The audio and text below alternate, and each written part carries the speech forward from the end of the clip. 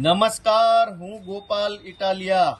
ગુજરાતમાં થોડાક દિવસ પહેલા ભાજપે અમુક સારા કલાકારોને અપવાદરૂપ બાદ કરતા કેટલાક સરકારી કલાકારોને વિધાનસભા જોવા માટે આમંત્રણ આપ્યું હતું. એકાદ કલાક વિધાનસભામાં આટાટલ્લા મરાવી ફોટો સેશન કરી અને મીડિયામાં કલાકારો પાસે ભાજપના વખાણ કરાવવાનો આખો પ્રોગ્રામ બનાવ્યો હતો.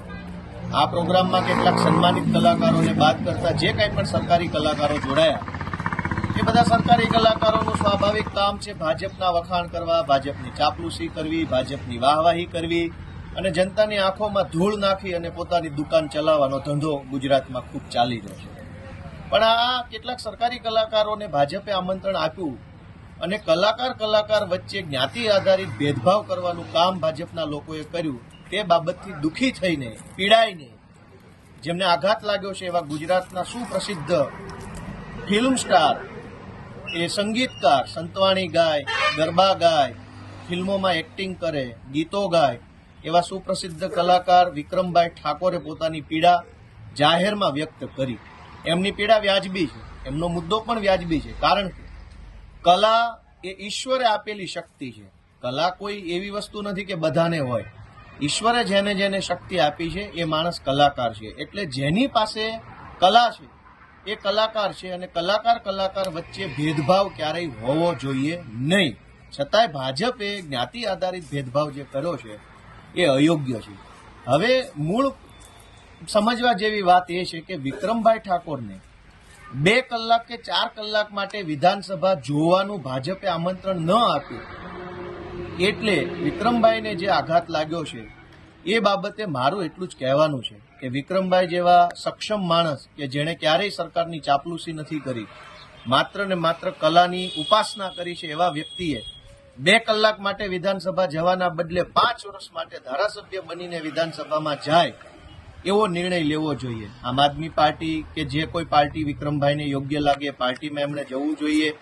અને ઠાકોર સમાજને ખાસ વિનંતી છે કે માત્ર 2 કલાક માટે જ શું કામ ભાજપના નેતાઓ સાથે ફોટો પડાવવા જ શું કામ, ધારાસભ્ય બનીને છાતી કાઢીને કોલર ઊંચા કરીને કમ્પ્લેટ વજનથી માન સન્માન સાથે વિક્રમભાઈ ઠાકોર 5 વર્ષ માટે વિધાનસભામાં જાય એ માટે આપણે બધાએ કામ કરવું પડશે. મારી એક જ વિનંતી છે કે ઠાકોર સમાજ સંખ્યાની દ્રષ્ટિએ ખૂબ સક્ષમ સમાજ છે. વિક્રમભાઈને ધારે ત્યારે ધારાસભ્ય કે સાંસદ સભ્ય બનાવી શકે એવો સમાજ છે.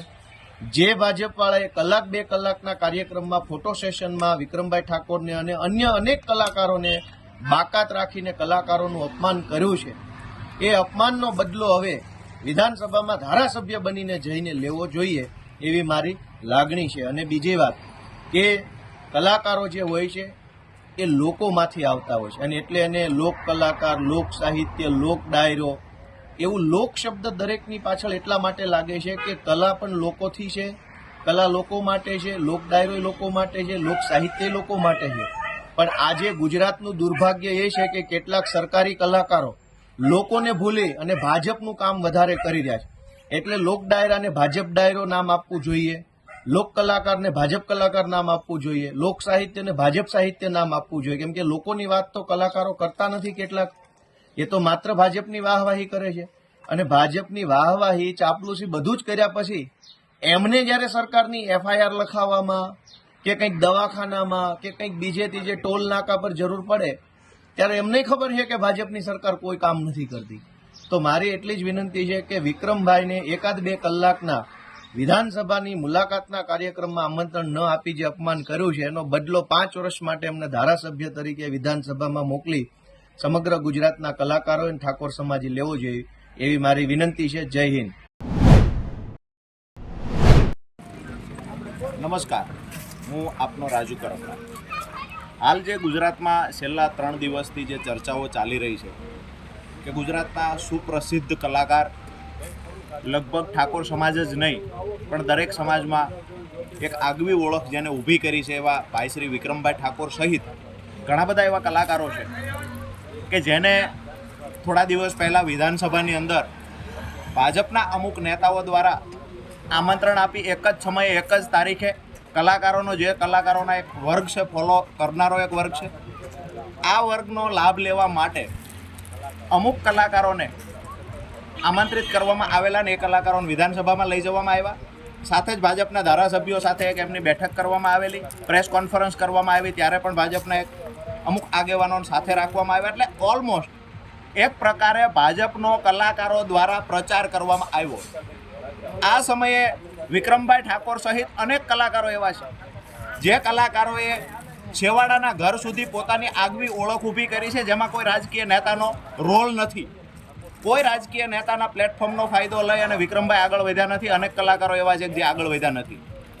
પરંતુ એ કલાકારોને આજે આમંત્રણ આપવામાં ન આવ્યું, જેની ચર્ચાઓ છેલ્લા 2-3 દિવસથી ગુજરાતમાં મીડિયાના પ્લેટફોર્મ પરથી અને દરેક ગામડાઓ સુધી આ ચર્ચા પહોંચી છે. ત્યારે અમે નમ્ર વિનંતી કરીએ છીએ વિક્રમભાઈને, ઠાકોર સમાજને અને જે કલાકારોને આમંત્રણ આપવામાં આવ્યું નથી, તમામ કલાકારોને મારું સ્પષ્ટ માનવું છે કે જે કલાકારોને ભીખુદાનભાઈ જેવા 5% કલાકારોને બાદ કરતા મોટા ભાગના કલાકારો ભાજપની ચાપલૂસી કરતા શીખી ગયેલા છે. આ કલાકારો પોતાની ફરજ ચૂકી ગયા છે. ખરેખર રાજકીય માણસે જે કામ કરવાના હોય એ કામ કરવાની જગ્યાએ આક્ષેપ પ્રતિ આક્ષેપ કલાકારો કરી રહ્યા છે. તો ક્યાંક ને ક્યાંક એવા 5% રાજકીય માણસ ખરાબ હોય જે કામ ન કરી શકે એવા કામ અત્યારે કલાકારો કરે છે અને ભાજપનો ખુલીને પ્રચાર કરે છે, ભાજપની ચાપલૂસી કરે છે. એવા કલાકારોને આમંત્રણ આપવામાં આવ્યું. ખેર ભીખુભાઈ જેવા 5% કલાકારો સારા પણ છે, પણ ક્યાંક ને ક્યાંક મને એ વાતની પણ નવાઈ લાગી કે ભીખુદાન ગઢવી જેવા વ્યક્તિ પણ આ જે ચાપલૂસી કરનારી એક ટોળકી છે એના સમર્થનમાં પહોંચ્યા, વિધાનસભામાં જઈને પહોંચ્યા. આજે ઘણા બધા એવા લોકો છે જેને રાજકારણ સાથે કાંઈ લેવા દેવા નથી. એ લોકોના મનમાં આજે ક્યાંક ને ક્યાંક આઘાત લાગ્યો છે કે કલાકારોએ ક્યારેય કોઈ રાજકીય પાર્ટીની ચાપલૂસી ન કરવી જોઈએ. વિક્રમભાઈના સમર્થનમાં તો અમે છીએ, અનેક કલાકારો જેને આમંત્રણ નથી મળ્યું એના સમર્થનમાં છીએ અને સાથે જ કહીએ છીએ કે જે લોકોને ચાપલૂસી ફાવતી નથી આ લોકોને આમંત્રણથી દૂર રાખવામાં આવ્યા છે, ભાજપના કાર્યક્રમોમાંથી દૂર રાખવામાં આવે છે. તો આવા કલાકારોને કહીએ છીએ કે જાહેર જીવનમાં આવો, તમે પણ એક અલગ તમારો એક ચાહક વર્ગ છે. ખરેખર રાજકારણમાં સક્રિય થવું જોઈએ, રાજકારણમાં આવવું જોઈએ અને આવનાર 5 વર્ષ માટે વિધાનસભામાં પહોંચવું જોઈએ, માત્ર 1 કલાક માટે આટો મારવા નહીં. આ વાત સાથે અમારું વિક્રમભાઈ સહિત જે કલાકારોને અન્યાય થયો છે એમની સાથે એમને અમારું સમર્થન છે. આવનાર સમયમાં અમારી પાર્ટી નહીં પણ કોઈ પણ પાર્ટી આવા નેતાઓએ આ ખરેખર કલાકારોએ જોઈન કરવી જોઈએ અને ગુજરાતના રાજકારણમાં સક્રિય થઈ ગુજરાતની સેવામાં યોગદાન આપવું જોઈએ. ગુજરાતના યુવાનોને એક નવી દિશા આપવામાં મહત્ત્વનો રોલ ભજવવો જોઈએ. આભાર.